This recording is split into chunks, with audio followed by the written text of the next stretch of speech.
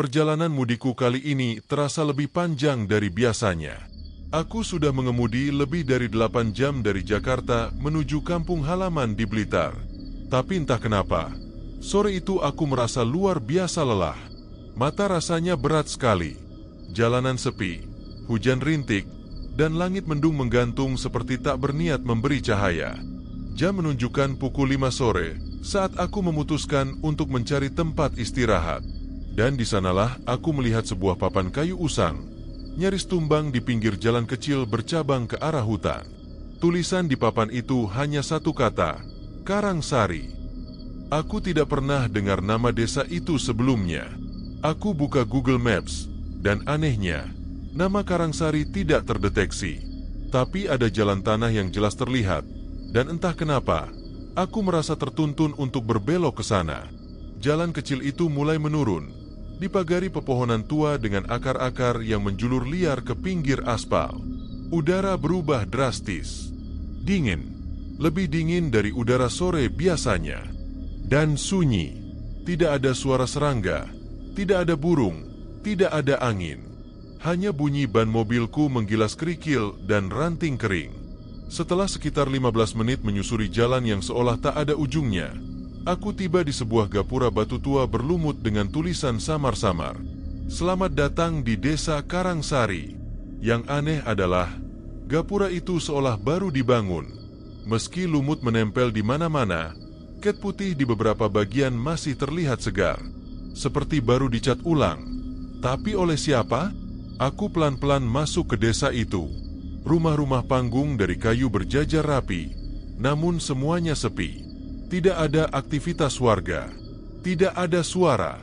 Tapi ketika aku membuka kaca jendela untuk memastikan suasana, suara pertama yang aku dengar adalah sapaan seorang ibu-ibu dari salah satu rumah. Mas Jaka, sudah pulang toh? Aku kaget. Jaka adalah nama lengkapku. Tapi aku tidak mengenal siapapun di sini. Dan aku belum pernah ke desa ini sebelumnya. Aku pura-pura tidak dengar, berusaha tetap tenang. Tapi suara lain muncul dari warung tua di seberang jalan. Mas Jaka, mampir dulu. Jangan langsung ke rumah. Aku mulai panik. Mataku menyapu seluruh arah. Dan ternyata, beberapa orang keluar dari rumah, tersenyum ke arahku. Semuanya menyapaku dengan nama. Mas Jaka, selamat datang kembali. Mereka berkata seolah aku pernah tinggal di sini. Seolah aku milik desa ini. Aku parkir mobilku di depan sebuah rumah tua dengan halaman luas. Anehnya, rumah itu terlihat seperti pernah kutinggali. Aku bahkan tahu di mana letak kunci cadangannya, di bawah pot bunga. Dan benar saja, kuncinya ada di sana. Aku membuka pintu, masuk ke dalam rumah itu, dan entah kenapa, baunya terasa familiar. Seolah aku pernah hidup di rumah ini. Rumah itu seperti menyambutku pulang. Kayu pintunya berderit saat aku dorong perlahan. Aroma khas rumah tua menyergap begitu aku masuk. Campuran debu, kayu lapuk, dan bau bunga melati yang anehnya segar, seperti baru diletakkan pagi tadi. Langkahku pelan. Lantai kayu tua itu berbunyi di setiap pijakan. Tapi tidak membuatku takut. Justru membuatku tenang. Dan itu yang paling aneh dari semuanya. Aku merasa seperti pulang. Ruang tamunya sederhana.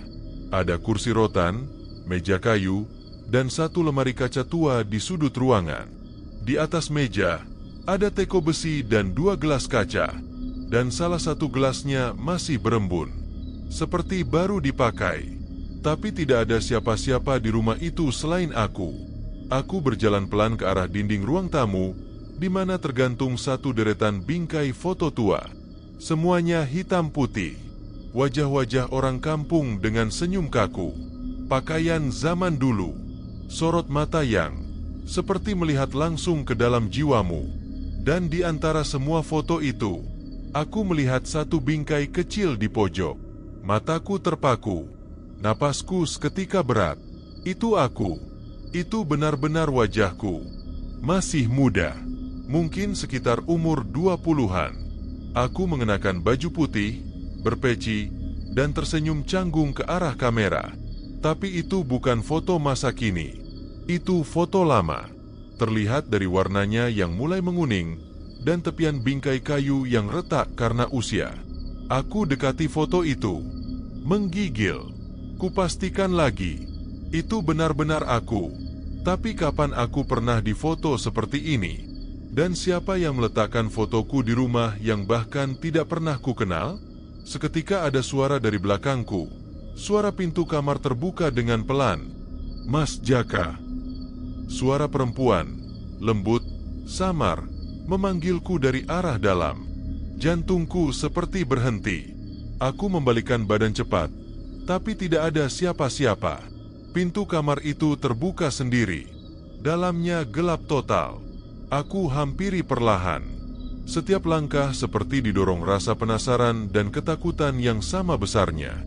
Dan ketika aku membuka pintu kamar itu sepenuhnya, aku melihat diriku sendiri sedang duduk di atas ranjang. Tersenyum, seolah sudah menungguku lama. Seketika tubuhku lumpuh. Kaki-kakiku menolak bergerak. Tubuh itu, tubuh yang mirip denganku, hanya duduk diam, menatapku tanpa berkedip. Lalu dia berbicara. "Akhirnya kamu kembali. Tapi bukan kamu yang pergi dulu." Aku mundur perlahan, keluar dari kamar, menutup pintunya dengan cepat. Nafasku tercekik, napasku kacau. Aku lari keluar rumah. Tapi saat membuka pintu depan, desanya sudah berubah. Langit menghitam seperti malam hari. Padahal baru pukul 6 sore. Rumah-rumah warga kini terlihat tua dan rusak. Banyak yang hancur, bahkan setengah roboh. Dan jalan yang tadi kulalui, kini tertutup kabut tebal. Aku tidak tahu harus kemana. Dan lebih buruknya lagi, bayanganku tidak lagi mengikuti gerakanku. Dia diam, berdiri, menatap balik ke arah rumah. Seolah dia yang belum selesai. Bukan aku. Aku berdiri di depan rumah itu. Tubuhku gemetar, peluh dingin membasahi punggungku, dan napasku tercekat. Tapi aku tahu satu hal dengan sangat jelas. Bayanganku tidak lagi menempel padaku. Dia berdiri beberapa langkah di depanku. Diam, menatap lurus ke arah jalan desa. Sama persis denganku. Bentuk tubuhnya, posturnya, cara dia memiringkan kepala saat berpikir. Tapi ada satu hal yang berbeda. Bayangan itu tersenyum. Bukan senyum biasa, tapi senyum yang seperti tahu rahasia gelap tentang aku, yang bahkan belum aku ketahui. Lalu pelan-pelan, dia melangkah, meninggalkanku, masuk ke kabut di ujung jalan, tanpa menoleh, tanpa suara. Aku ingin lari, tapi jalanan desa berubah. Pohon-pohon menjadi bengkok tak wajar. Tanah basah seperti napas yang menguap dari dalam bumi. Langkah kakiku berat, kabut menggulung seperti ombak, menelan rumah-rumah, menyembunyikan jalan. Aku panik, mencoba kembali ke mobil, tapi mobilku sudah tidak ada. Hila aang. Yang tersisa hanya bekas ban yang lenyap di ujung jalan berkabut. Aku tidak sendiri. Suara langkah kaki mulai terdengar dari arah kabut. Langkah pelan, berat, menyeret sesuatu. Suara yang datang dari segala arah. Dan di sela kabut itu, muncul satu persatu wajah-wajah yang menyapaku tadi sore. Mereka tidak lagi tersenyum. Wajah mereka kosong, pucat, dan mata mereka hitam legam. Seperti tidak memiliki jiwa. Mereka mendekat, tanpa suara. Satu demi satu menyebut namaku. "Mas Jaka, kamu belum pulang. Mas Jaka, kenapa pergi lagi? Mas Jaka, kamu milik sini." Aku berlari, sekuat tenaga. Tapi desa itu seperti tidak berujung. Aku berbelok di gang kecil, tapi jalan itu membawa aku kembali ke tempat semula. Rumah tua itu masih berdiri di sana. Tapi kini ada seseorang berdiri di beranda. Seseorang yang mengenakan baju yang sama persis seperti yang kupakai saat ini. Itu aku. Aku yang lain. Tapi dia berbeda. Dia mengangkat tangannya, dan dari jari-jarinya menetes sesuatu yang hitam pekat, seperti darah yang sudah membusuk. Dia berkata pelan, "Kamu mengambil hidupku. Sekarang gantian." Seketika seluruh desa bergemuruh. Tanah bergetar. Pohon-pohon berderit seperti mau tumbang. Kabut memadat, menutup segalanya. Aku pingsan.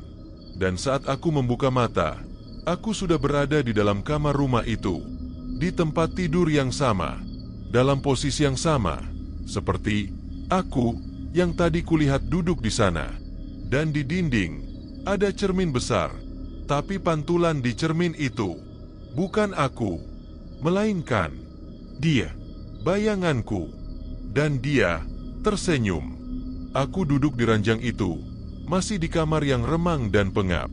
Tak ada cahaya dari luar jendela, hanya sinar pucat dari lampu gantung yang berkedip, seperti menahan napas. Dan di depanku, cermin besar itu berdiri. Cermin tua, bingkai kayunya retak dan berlumut, permukaannya berdebu, tapi entah kenapa, pantulannya sangat jelas. Aku menatap ke dalamnya. Itu bukan aku. Maksudku, itu tubuhku, wajahku, bahkan bajuku. Tapi gerakannya tidak mengikuti gerakanku. Dia berdiri, sementara aku masih duduk. Dia menoleh ke kanan, sementara aku tidak bergerak. Dan yang membuat jantungku nyaris berhenti, dia berdiri di tempat lain. Pantulan itu menunjukkan ruangan yang berbeda. Lebih terang, lebih bersih. Tapi aku mengenali tempat itu. Itu rumahku, rumah asliku. Ruang tamu tempat aku biasa menonton TV. Foto keluargaku masih tergantung di dinding.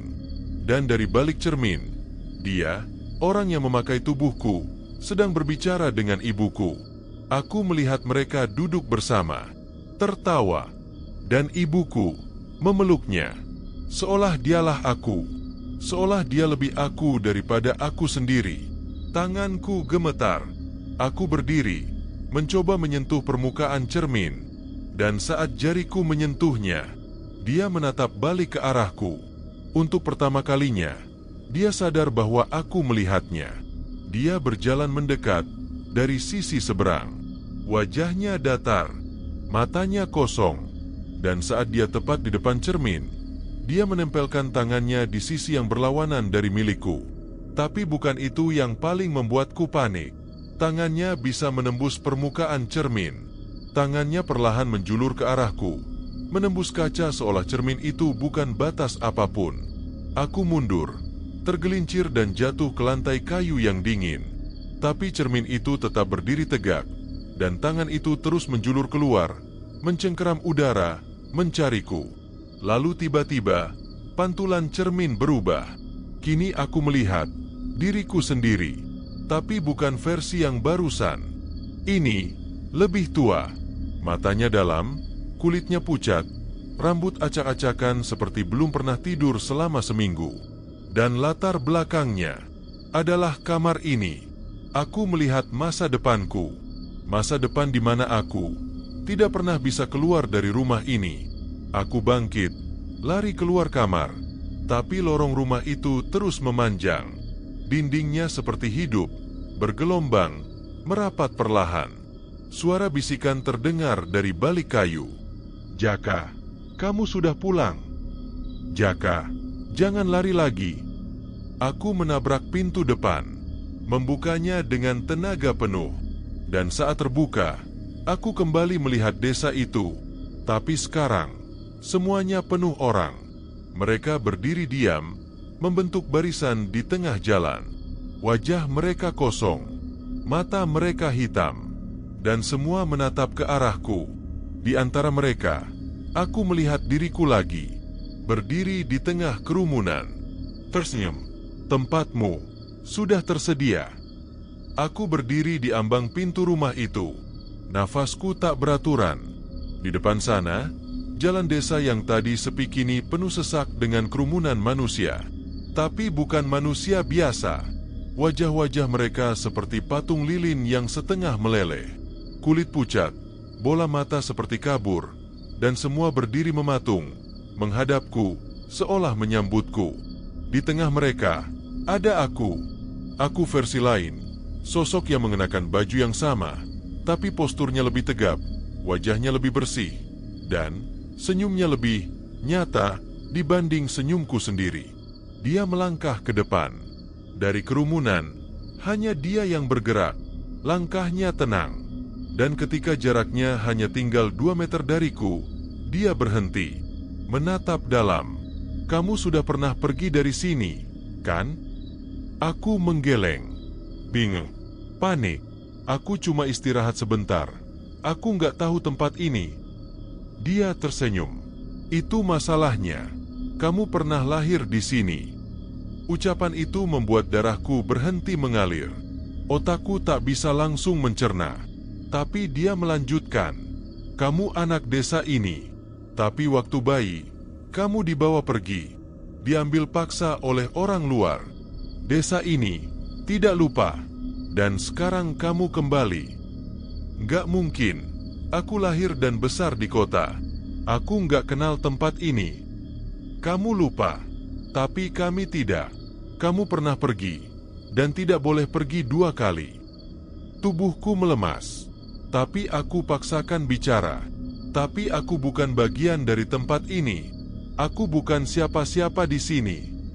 Sosok itu mendekat. Bisiknya dingin. "Itu benar. Sekarang bukan kamu yang kami tunggu." Aku menoleh cepat. Dan di belakangku, ada sosok lain yang muncul dari dalam rumah. Seseorang yang wajahnya hancur sebagian. Matanya satu tertutup luka, dan rambutnya kotor penuh debu. Tapi suaranya, "Mas, pulangnya jangan telat ya." Itu suara ibuku. Tapi bukan ibuku yang sekarang. Ibuku versi muda. Aku melihat sosok itu menyeret kakinya perlahan. Dan di tangannya, ada boneka bayi. Bayi itu mengenakan baju putih kecil. Dan saat mendekat, aku melihat foto bayi itu tergantung di lehernya. Itu aku.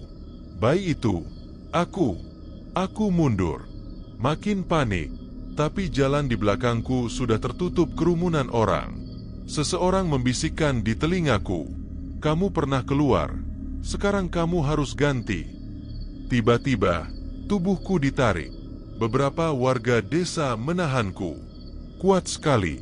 Aku meronta, berteriak. Tapi suara mereka membanjiri udara seperti dengungan ratusan lebah. "Kamu pulang. Kamu gantian. Kamu tinggal." Dan di tengah kekacauan itu, sosok yang mirip denganku, aku, yang lain, hanya berdiri diam. Melihat, menunggu. Dan ketika aku benar-benar tak bisa lagi bergerak, dia menghampiri. "Kamu boleh pergi lagi, asal aku menggantikan tempatmu." Tangannya menyentuh dahiku. Seketika seluruh dunia gelap. Dan saat aku membuka mata, aku berada di tempat lain. Di dalam mobil. Kaca depan mobil menunjukkan jalan tol malam hari. Di sampingku, ibuku tertidur. Di belakang, adik perempuanku. Semua terlihat seperti normal. Aku menatap kaca spion. Itu wajahku. Tapi bukan aku. Aku mencoba bicara, tapi suara itu bukan suaraku. "Ayah." Suara adik perempuanku memanggil, dan aku menjawab tanpa sadar, "Iya, Dek." Tubuhku dingin. Otakku seperti bukan milikku. Aku keluar dari desa itu, tapi aku bukan lagi diriku. Di jalan tol malam itu, tubuh Jaka, atau orang yang mengendalikan tubuhnya, menyetir dengan tenang. Wajahnya tenang, nada bicaranya stabil, tak ada satupun yang mencurigai apapun. Keluarganya tidak sadar. Mereka percaya yang duduk di balik kemudi adalah anak sulung mereka. Padahal, Jaka yang asli tidak lagi ada di sana.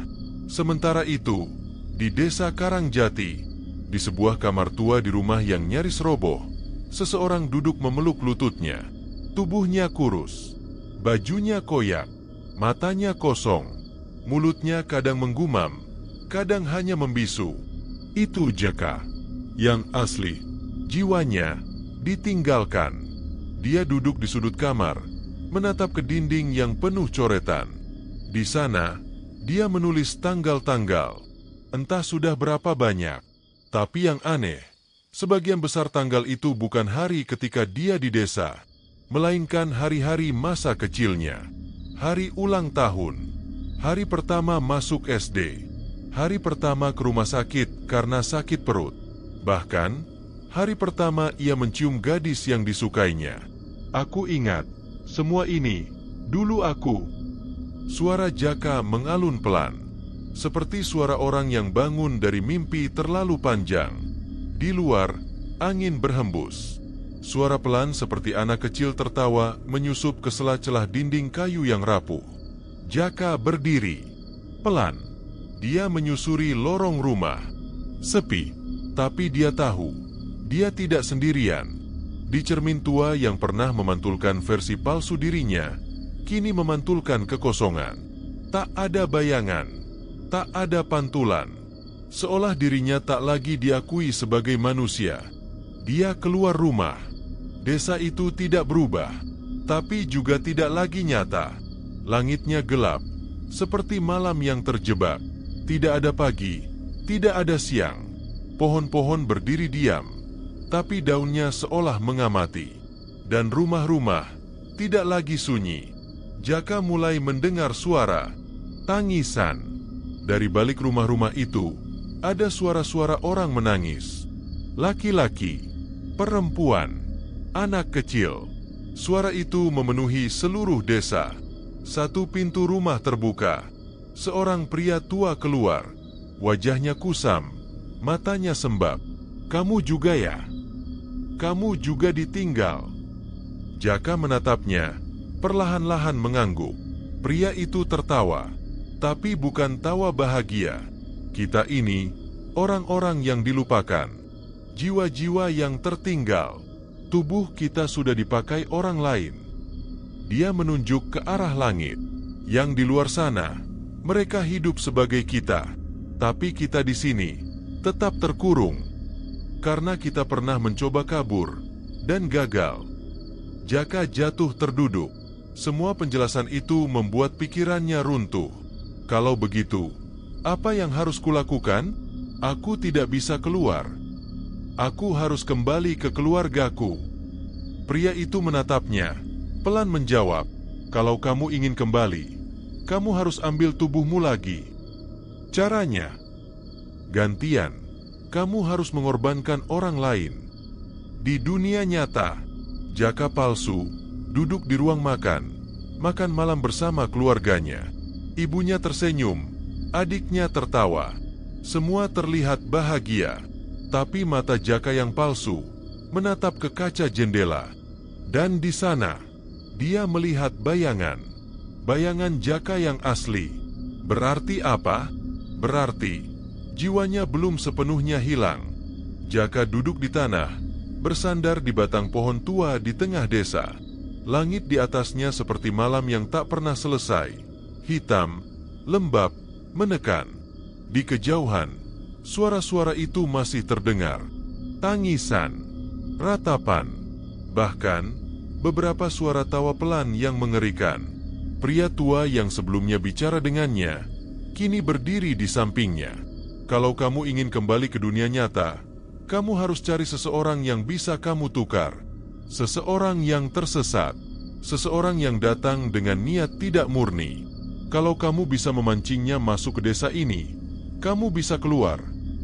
Jaka masih diam, tapi di pikirannya, satu wajah mulai muncul. Adiknya. Adiknya masih muda. Lugu. Sayang padanya. Pernah bilang, Kak, kalau kamu liburan jangan lupa bawa oleh-oleh ya. Dan sekarang, apakah harus adiknya yang jadi korban? Jaka menggeleng pelan. Enggak, aku enggak bisa kayak mereka. Aku enggak bisa jadi makhluk yang ngambil hidup orang. Tapi pria tua itu menatapnya tajam. Kalau kamu enggak ngelakuin itu, tubuhmu bakal permanen dipakai sama yang lain. Dan kamu akan jadi arwah gentayangan di desa ini selamanya. Dan percaya deh, kamu bukan satu-satunya yang ngincer keluar. Sementara itu, di dunia nyata, Jaka palsu sedang browsing internet di kamarnya, mencari tahu tentang desa Karangjati. Tapi yang aneh, Tidak ada hasil apapun. Desa itu seperti tidak pernah ada. Dia menatap cermin, dan untuk sesaat, dia melihat bayangan Jaka asli berdiri di belakangnya. Dia terkejut, menoleh, tapi kamar itu kosong. Bayangan itu terus muncul, setiap malam. Semakin dekat, semakin nyata. Kembali ke Jaka yang asli. Dia mulai berjalan menyusuri jalan desa. Sekarang, dia memperhatikan satu hal yang dulu luput. Setiap rumah di desa itu, ada satu jiwa yang ditinggalkan. Semua orang yang tinggal di sana dulunya pernah seperti dia. Orang-orang yang tidak kuat menggantikan orang lain. Di satu rumah, seorang ibu menangis menatap bayangan anaknya yang tertawa bersama keluarga lain di dunia luar. Di rumah lain, seorang lelaki parubaya menatap kosong ke kursi goyang kosong, bergumam sendiri. Itu tubuhku, sekarang dipakai orang lain. Semua mereka terperangkap, dan semuanya punya satu keinginan. Keluar. Malam itu, Jaka duduk di dekat sumur tua di pinggir desa. Angin malam menggigit, tapi yang lebih dingin adalah keputusan yang menggantung di pikirannya. Apakah dia harus tetap bertahan di desa ini? Atau apakah dia harus mengajak seseorang masuk agar bisa keluar? Dan di saat ia termenung, seseorang muncul dari kegelapan jalan desa. Langkah kaki, pelan, bayangan makin mendekat. Itu bukan salah satu dari penghuni desa. Langkahnya lebih mantap, nafasnya berat, dan ketika wajahnya cukup dekat terlihat, itu pengendara motor. Seorang pemudik, orang asing yang mungkin kehabisan bensin, atau capek, atau salah jalan. Dia adalah kesempatan. Dan disinilah Jaka berdiri di depan orang asing itu dengan satu pertanyaan di benaknya. Apa aku akan jadi seperti mereka? Apa aku akan mengorbankan satu nyawa demi hidupku kembali? Jaka berdiri di tengah jalan tanah yang becek, menatap pria asing yang baru saja masuk desa. Lelaki itu tampaknya kelelahan.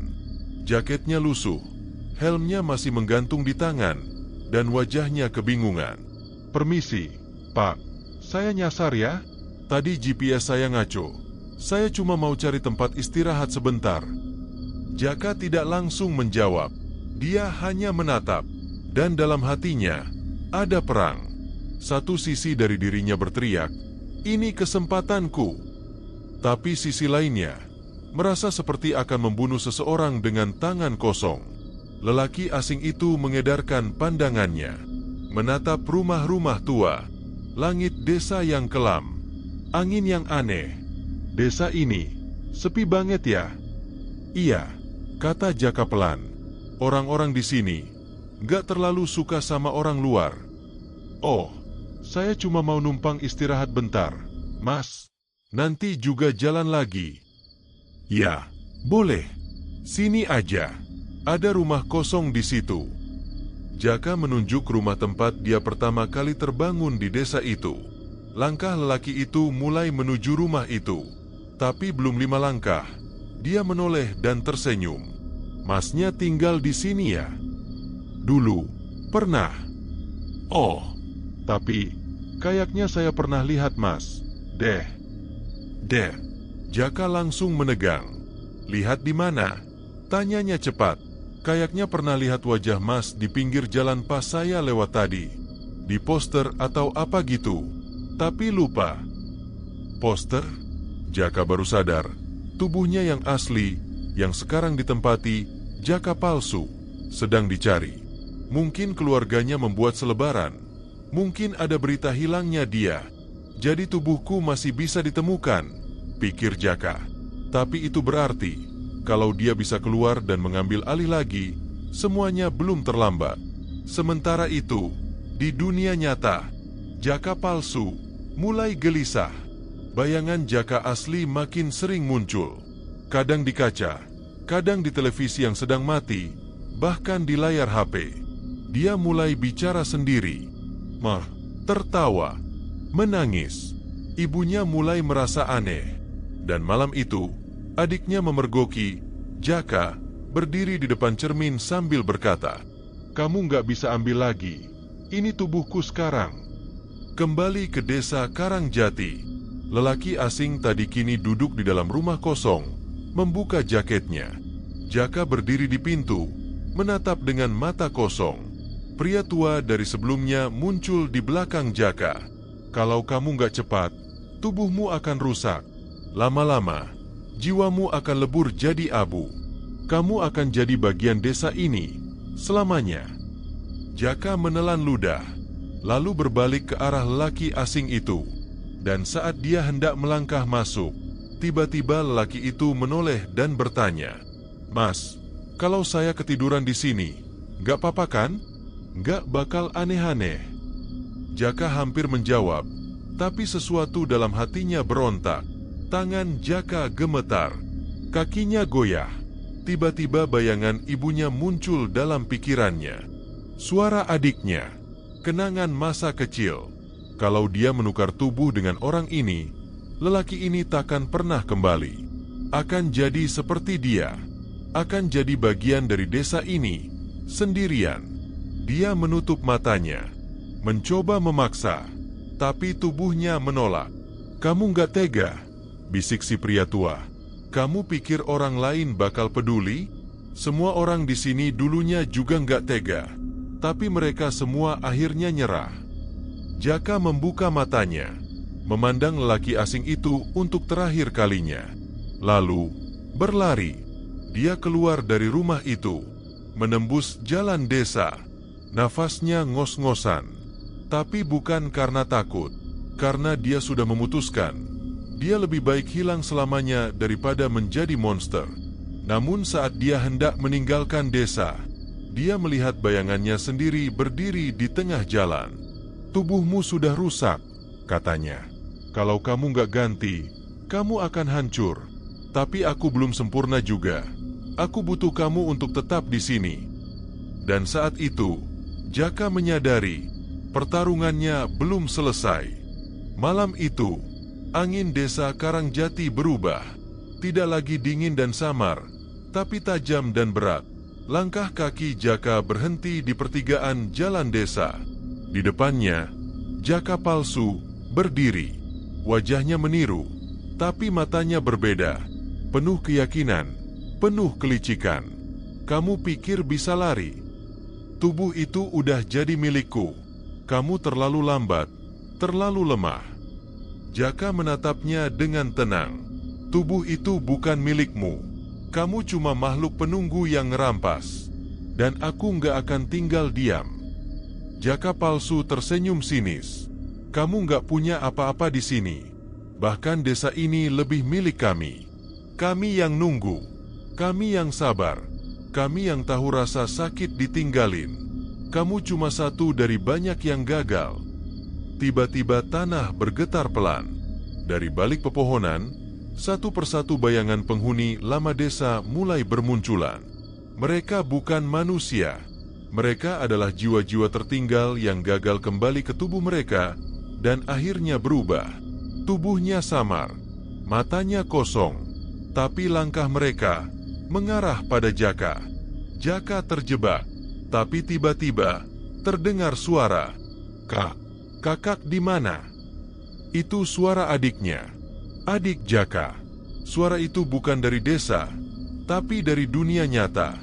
Jaka sadar, satu celah telah terbuka. Tubuhnya belum sepenuhnya tertutup. Mungkin karena rasa rindu, mungkin karena Jaka palsu kehilangan kendali karena terlalu lama menyatu, atau mungkin karena ikatan darah. Tapi satu hal yang jelas, Jaka punya satu kesempatan terakhir. Di dunia nyata, Jaka palsu panik. Tubuhnya mulai berubah. Urat-urat di wajahnya menegang. Kulitnya seperti retak. Suara tangisan muncul dari dalam tubuhnya. "Tidak, jangan panggil dia. Jangan ingat dia."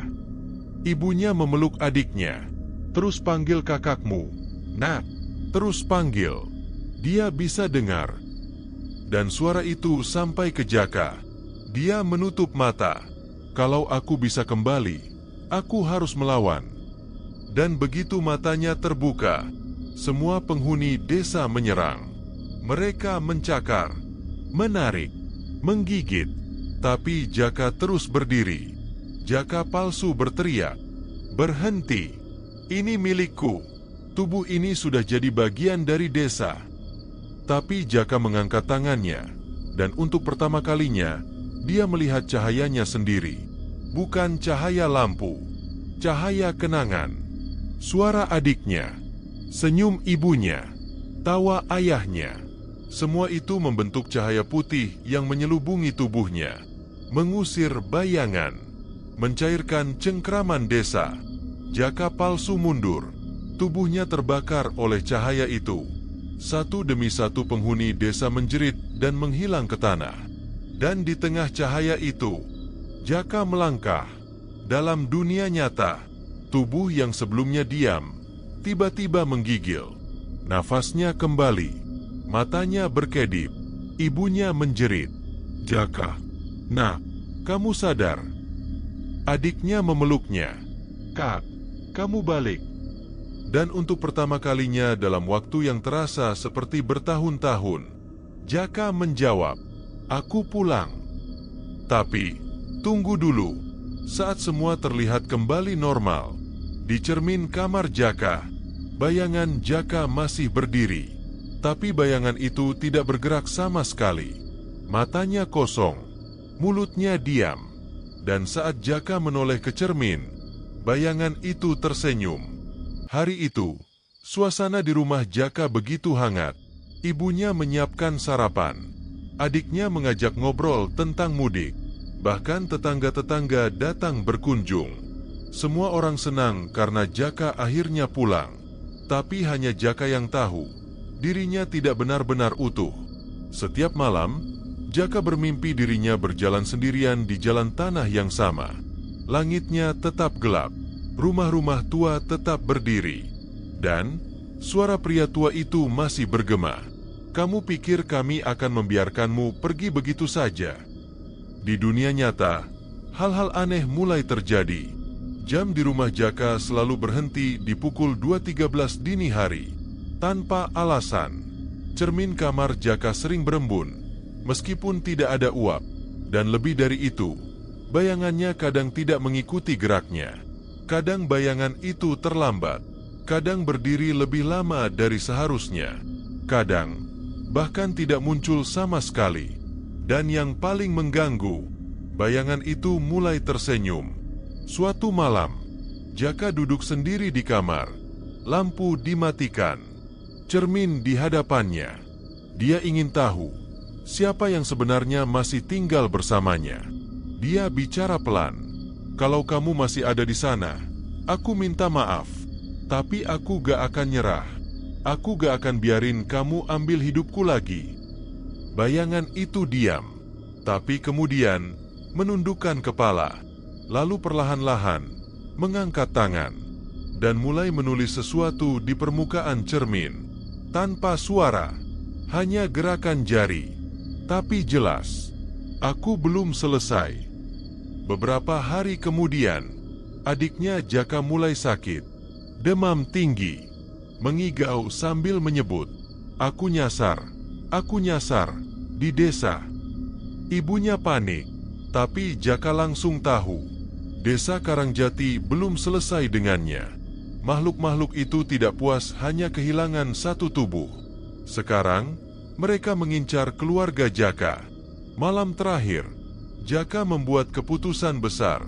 Dia berdiri di depan cermin, menatap bayangannya sendiri. "Kita akhiri ini di tempat di mana semuanya mulai." Lalu ia memecahkan cermin itu, mengambil pecahannya, dan di balik kaca yang retak, dia melihat cahaya kecil. Cahaya yang sama seperti waktu dia keluar dari desa. Pintu telah terbuka kembali. Di dunia nyata, Jaka dinyatakan hilang esok paginya. Ibunya histeris. Polisi mencari, tapi tidak ada jejak. Satu-satunya hal yang aneh adalah cermin yang hancur itu. Karena di pecahan-pecahan kaca tertulis satu kalimat kecil dengan darah, "Kalau kamu capek, jangan berhenti di desa." Dan sekarang, setiap musim mudik tiba, setiap ada orang kelelahan dan memilih beristirahat di desa tak dikenal, selalu ada laporan orang hilang. Selalu ada cerita tentang rumah tua yang tiba-tiba muncul di jalan, tentang desa tanpa bayangan. Dan kalau kamu melihat seseorang yang wajahnya mirip kerabatmu, tapi matanya terasa kosong, mungkin saja itu bukan lagi mereka.